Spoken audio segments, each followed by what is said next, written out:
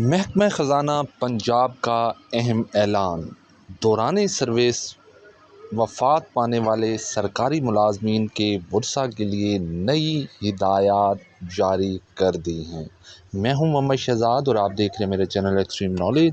سب سے پہلے گزارش، اگر آپ میرے چینل پر نئے ہیں، چینل کو سبسکرائب نہیں کیا تو سبسکرائب کر لیجئے، ویڈیو کو لائک کر دیجئے، بیل آئیکن کا بٹن ضرور پریس کر دیا کریں تاکہ میری ہر آنے والی نیو اینڈ ٹرو انفارمیشن آپ تک پہنچتی رہے۔ نوٹیفیکیشن ایشو کر دیا گیا ہے، نوٹیفیکیشن آپ اپنی اسکرین پر دیکھ سکتے ہیں۔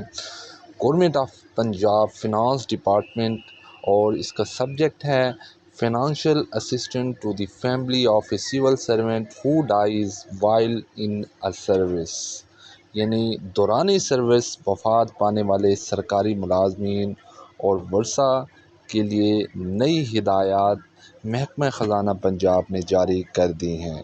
حکومت پنجاب کے محکمہ خزانہ نے دوران سروس انتقال کر جانے والے سرکاری ملازمین کے خاندان کو ملنے والی جو مالی امداد ہے اس کے حوالے سے وضاحت جاری کر دی ہے، اور اس کے مطابق 4 جون 2025 کو جاری کردہ ایک نوٹیفیکیشن جو تھا اس کے مطابق وہ قانونی ورثاء جو براہ راست کریڈٹ سسٹم DCS کے ذریعے متوفی سرکاری ملازمین کی ماہانہ تنخواہ وصول کر رہے ہیں، ان کے لیے لائف سرٹیفکیٹ یعنی کہ حیات ہونے کا سرٹیفکیٹ اور نان میرج سرٹیفکیٹ، دوبارہ شادی نہ کرنے کا سرٹیفکیٹ جمع کرانا لازمی قرار دیا گیا ہے۔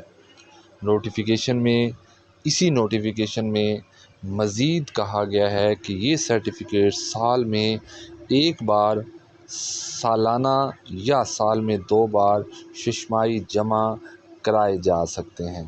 ورثاء کو یہ سرٹیفکیٹ مقررہ فارم C اور فارم C1 پر خود یا اپنے بینکر کے ذریعے متعلقہ اکاؤنٹنٹ جنرل یا ڈسٹرکٹ اکاؤنٹ آفیسر کے دفتر میں جمع کرانے ہوں گے۔